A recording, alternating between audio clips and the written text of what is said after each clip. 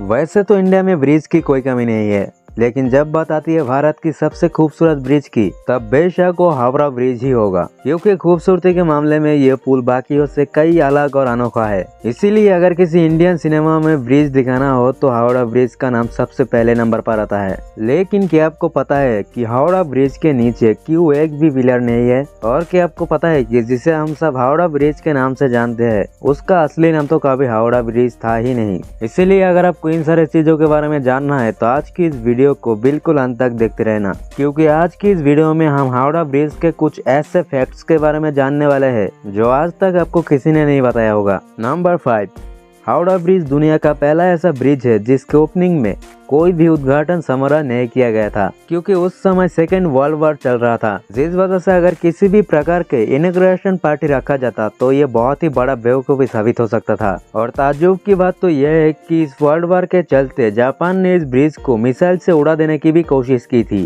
पर जापान का एक्यूरेसी खराब था या फिर हावड़ा ब्रिज का नसीब अच्छा था, यह तो ऊपर वाला ही जाने, पर खुशकिस्मती से जापान के चंगुल से ये ब्रिज बच निकला। नंबर 4, साल 1874 में जब ये ब्रिज पहली बार बनाया गया था, तब अंग्रेजों का ऑर्डर था कि चाहे कुछ भी हो जाए, इस ब्रिज के नीचे एक भी पिलर नहीं होना चाहिए। और इसके पीछे रीजन था कि ताकि ब्रिज के नीचे से कोई भी बोट या शिप पार करने में दिक्कत ना हो। और आज के तारीख पर अगर हावड़ा ब्रिज के नीचे पिलर होता तो या तो ट्रांसपोर्टेशन बोट्स के रूट्स बदलना होता या फिर पूरा का पूरा हावड़ा ब्रिज ही तोड़ना होता, जो कि दोनों में से एक भी मुमकिन नहीं है। नंबर 3, 1874 में हावड़ा ब्रिज को बनवाने के बाद 1922 में इसे टोटली रिपेयर करवाया गया था, इसे और भी ज्यादा मजबूत बनाने के लिए। और इसके रिपेयरिंग कंस्ट्रक्शन में टोटल 26,500 टन स्टील का यूज किया गया था। पर यह फैक्ट नहीं था, फैक्ट तो यह है कि पूरे ब्रिज रिपेयर करने में जो 26,500 टन का स्टील यूज किया गया था, उनमें से 23,500 टन स्टील तो सिर्फ अकेला टाटा ने ही दिया था। सो उस हिसाब से कह सकते हैं कि आधे से ज्यादा हावड़ा ब्रिज तो टाटा का है।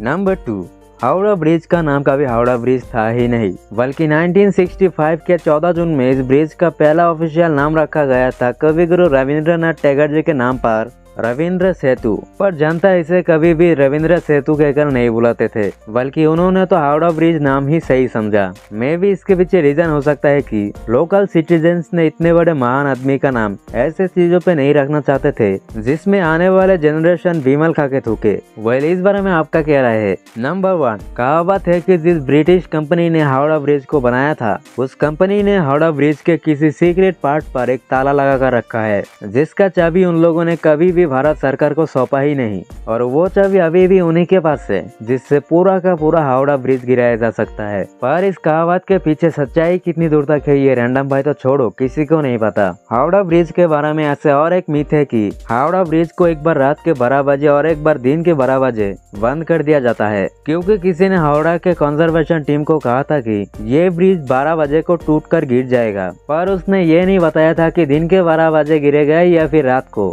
और चमत्कार तो यह है कि इसके पीछे का फंडा किसी को नहीं पता। बाकी अगर आप हावड़ा ब्रिज के लोकल हो तो इस मिथ का खुलासा करने का जिम्मेदारी आपका। हमें और हमारे व्यूअर्स को कमेंट करके बताओ कि इसके पीछे सच्चाई क्या है।